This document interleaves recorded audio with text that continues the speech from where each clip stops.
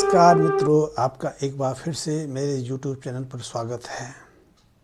आज हम विचार करेंगे कि बहुत सारा युवा अपने लिए उपयुक्त नौकरी की तलाश में रहता है।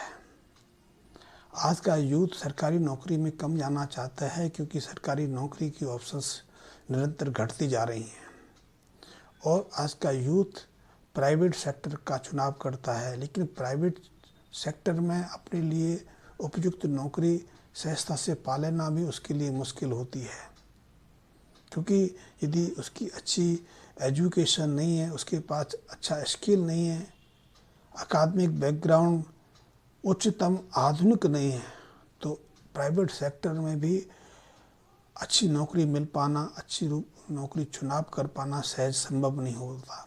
इसलिए अच्छी नौकरी ढूंढना भी आज एक बहुत बड़ा श्रम बन गया है। यदि ज्योतिषीय दृष्टि से देखें, जैसे कि मैं पहले भी कई बार चर्चा कर चुका हूँ कि मैं लाल ज्योतिष के अकॉर्डिंग अपना फल कथन, अपने अध्ययन अनुसंधान को आपके साथ शेयर करता हूँ। तो लाल किताब कहती है कि यदि किसी युवा की जन्म कुंडली में बृहस्पति अच्छी स्थिति में है, बृहस्पति के साथ उसके मित्र भी अच्छी स्थिति में हैं, इनके घरों में अच्छे शुभ ग्रह स्थापित हैं, बृहस्पति, सूर्य, मंगल, चंद्रमा पर अशुभ प्रभाव नहीं है, अशुभ ग्रहों का प्रभाव नहीं है, पापी ग्रहों का दृष्टि प्रभाव भी नहीं है, तो ऐसे युवाओं को सहजता से सरकारी क्षेत्र में और सरकार के क्षेत्र के अलावा प्राइवेट सेक्टर में अच्छी नौकरियां सहजता से उपलब्ध हो जाती हैं। ये अपनी नौकरी पेशे में श्रेष्ठ स्थिति तक जाते हैं। ज़्यादातर जो प्रशासनिक अधिकारी रहते हैं, चाहे IAS हो, IPS हो, जो RS हो, किसी तरह के जो अधिकारी हैं, उन सब की जन्म कुंडली में बृहस्पति, सूर्य, मंगल, बुध और उसके साथ में चंद्रमा की स्थितियाँ बड़ी अच्छी देखी गई हैं। केतु भी इनकी कुंडलियों में बहुत प्रबलशाली बन के बैठता है, क्योंकि केतु ही वो ग्रह है जो आपको आपकी क्षेत्र में श्रेष्ठतम स्थिति के लिए जाता है। वैसे लाल किताब में तो कहा गया है कि जिसकी जन्म कुंडली में केतु अच्छी स्थिति में है, उसको उसके घर पर भी झंडा लगता है, उसके वाहन पर भी झंडा लगता है। झंडा लगने का अर्थ है कि वो अपने विभाग में श्रेष्ठ स्तर पर होता है। लेकिन यदि राहु का प्रभाव ऐसी जन्म कुंडली में हो, इनकी बृहस्पति राहु से पीड़ित हो, सूर्यचंद्र भी राहु से पीड़ित हो,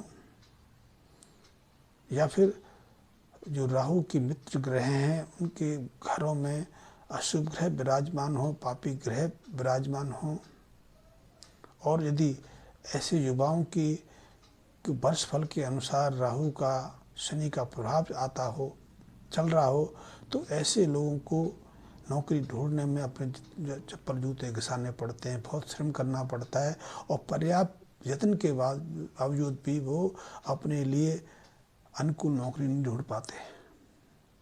उन्हें सिर्फ सामंजस्य बैठाना पड़ता है, अपने को सिर्फ सांत्वना देनी पड़ती है कि अब वो हाँ नौकरी मिल गई, अब उनका घर गृहस्थी चल पड़ेगी।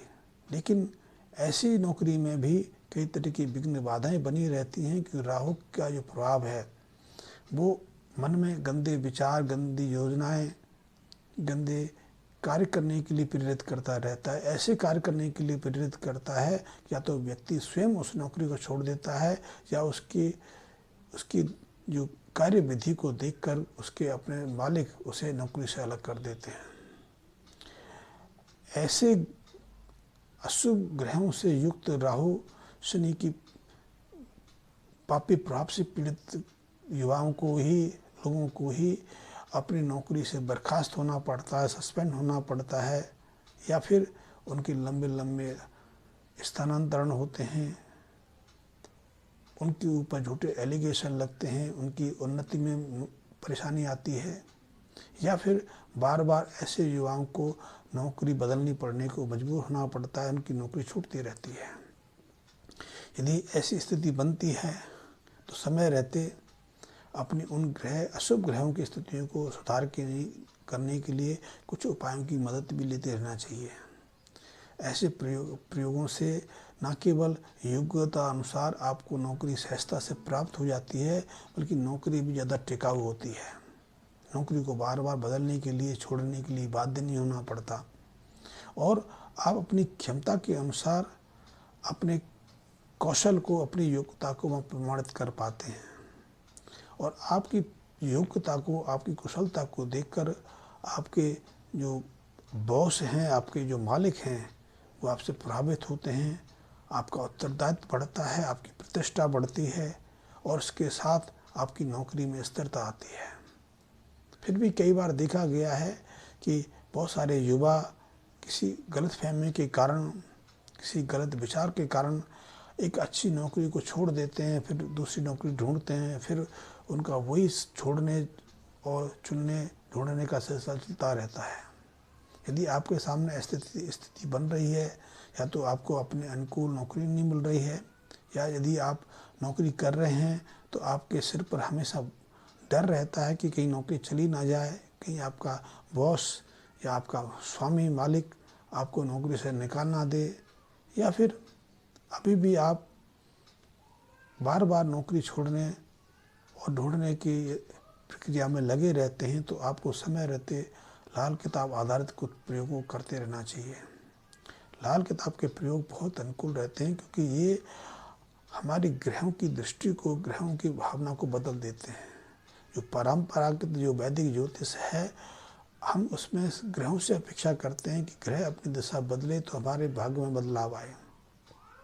लेकिन लाल किताब कहता है कि हम अपने कर्म, अपने कर्तव्य, अपने व्यवहार के माध्यम से हम ग्रहों की दिशा को, ग्रहों की अवस्था को बदल सकते हैं, ग्रहों की शुभता अशुभता को शांत कर सकते हैं, उनके शुभ प्रभाव को बढ़ा सकते हैं, और इससे हम अपने जीवन में न केवल स्थिरता ला सकते हैं, बल्कि जीवन के सुखद पहलुओं को भी सहजता से पा सकते हैं। हम समृद्धशाली जीवन जी सकते हैं, मान प्रतिष्ठा की प्राप्ति सहजता से कर पाते हैं। तो ऐसे युवा जिनको नौकरी को लेकर बहुत परेशानी रहती है, खासकर उन युवाओं को जिनकी जन्म कुंडली में बृहस्पति अशुभ हैं, या बृहस्पति के जो मित्र ग्रह हैं वो अशुभ ग्रहों से पीड़ित हैं, अशुभ भावों में पड़े हुए हैं। क्योंकि एक स्थिति ये भी देखी गई है कि जिन युवाओं की जन्म कुंडली में बृहस्पति तो अच्छे रहते हैं, लेकिन बृहस्पति के जो मित्र ग्रह हैं वो अशुभ प्रभाव में नहीं रहते, वो पापी ग्रहों के प्रभाव में रहते हैं। तो ऐसे युवाओं को बार बार नौकरी छोड़ने ढूंढने के प्रयास में लगे रहना पड़ता है। या फिर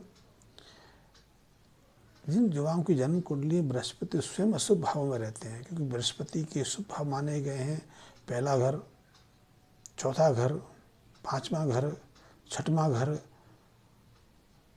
या फिर 12वें घर, 9वां घर, क्योंकि 9वां और 12वें घर तो स्वयं बृहस्पति देव का है। चौथा भाव चंद्रमा का है, जो शनि बृहस्पति के मित्र हैं। पंचम भाव सूर्य का है, वो भी बृहस्पति के प्रथम मित्र हैं।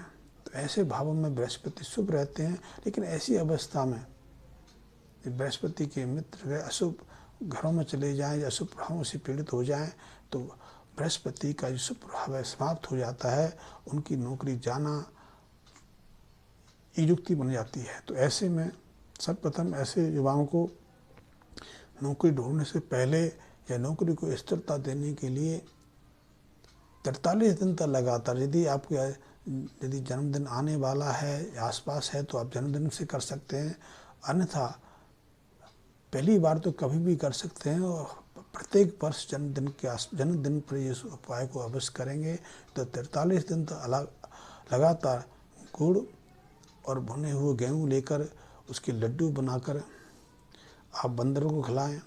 वैसे आप स्वयं भी इसका प्रयोग कर सकते हैं। पहले हम करते थे, आज से 15-20 साल पहले तो विद्यालयों में या नाश्ते के रूप में बच्चों को, ब्रह्मचारियों को, विद्यार्थियों को यही गेहूँ और गुड़ का लड्डू खाने को दी जाता था।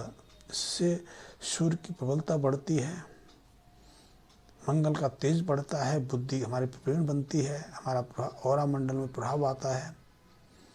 और यदि सूर्य प्रबल है, चंद्र प्रबल हैं, तो निश्चित रूप से हमारी बुद्धि भी प्रखर रहती है और हमें योग्यता अनुसार अपने कार्य मिल जाते हैं। तो आप इस उपाय को करें, दूसरा, प्रत्येक सोमवार को आप या तो किसी मंदिर में या फिर जल स्रोत में दूध चावल को चढ़ाएं या प्रभावित करें। ये भी बहुत अनुपम प्रयोग है, इसका भी आप निरंतर अभ्यास कर सकते हैं। हर शनिवार को चमड़े से संबंधित कोई वस्तु, चाहे चप्पल हो, जूता हो, बेल्ट हो, पर्स हो, आप किसी राह चलते हुए मजदूर को दे सकते हैं, गरीब को दे सकते हैं। और ये प्रत्येक शनिवार करते रहेंगे तो आपके लिए बहुत अनुकूल रहेगा, बहुत उपयोगी रहेगा। आपकी नौकरी में किसी तरह की विघ्न बाधाएं खड़ी नहीं होगी, तो आप ये करते रहिए। 43 दिन तक आप एक और काम कर सकते हैं कि चांदी के किसी पात्र में आप देसी खांड भरकर आप किसी मंदिर में ले जाकर, सुनसान स्थान पर ले जाकर उसको खाली करते रहें। या फिर यदि सुनसान स्थान पे कोई बबूल का पेड़ है, कोई ऐसा वीरान पेड़ है जिसे हम ज़्यादा उपयोग में नहीं लाते, तो उसकी जड़ में उस देसी खांड को डाल के अपने बर्तन को धो साफ करके घर लाके 43 दिन तक लगातार इस प्रयोग को करना चाहिए। इन प्रयोगों करने से आपकी नौकरी जाने का खतरा तो समाप्त होगा ही होगा, आपको निश्चित रूप से आपके मनोनुकूल नौकरी प्राप्त होगी। और जिन युवाओं को लगता है कि उनकी योग्यता बिल्कुल उपयुक्त है, वो सरकारी नौकरी में जा सकते हैं, प्रशासनिक नौकरी की तैयारी में लगे हैं, उनको प्रशासनिक नौकरी में जाना है, तो उनको इनके साथ एक प्रयोग और भी करना चाहिए। वो प्रयोग बहुत महत्वपूर्ण है। उस प्रयोग के अंतर्गत 43 दिन तक लगातार तांबे के एक पात्र में साबुत मूंग भरकर और उसके ढक्कन को तांबे के ढक्कन से बंद करके पीतल का टाका लगवा के उसको जल प्रभावित करना चाहिए या किसी मंदिर में चढ़ाना चाहिए। वैसे आजकल मंदिरों में इस तरह के उपाय करना, इस तरह के चढ़ावा करना सहजता से संभव नहीं हो पाया, क्योंकि लोग बहुत जागरूक हो गए हैं या बहुत तरीके का प्रतिशोध करते हैं। तो ऐसे में शुद्ध यदि पानी का कोई स्रोत हो, नदी हो, कोई सरोवर हो, बड़ा सरोवर हो जिसमें शुद्ध पानी भरा हो, तो वहाँ इस प्रयोग को किया जा सकता है। अन्यथा आप जो मशरूम होती है, 200 ग्राम मशरूम नियमित रूप से 43 दिन लगातार किसी सुनसान स्थान में आपको दबाना है, गाड़ना है और पीछे मुड़ के नहीं देखना। आप ये प्रयोग करके देखिए, निश्चित रूप से यदि आप सरकारी नौकरी में जाना चाहते हैं तो सरकारी नौकरी मिलेगी। प्राइवेट नौकरी यदि आप तलाश करते हैं तो प्राइवेट नौकरी में भी आपको पूरी सफलता मिलेगी। और हाँ, जैसे कि मैं पहले भी कई बार कह चुका हूँ, यदि आपको मेरे लाल किताब संबंधी ये छोटे छोटे वीडियोस कुछ रुचिकर लगते हैं, आप मेरे से जुड़े रहना चाहते हो या आपकी कोई समस्या है उसका निराकरण चाहते हो, तो मेरे कमेंट्स बॉक्स में मैसेज देकर मुझसे इस संबंध में बात कर सकते हैं। और मेरे से जुड़े रहने के लिए मेरे चैनल को सब्सक्राइब कर सकते हैं, मेरे बेल आइकन को प्रेस कर सकते हैं ताकि मेरा हर वीडियो आप तक पहुंच सके। धन्यवाद मित्रों।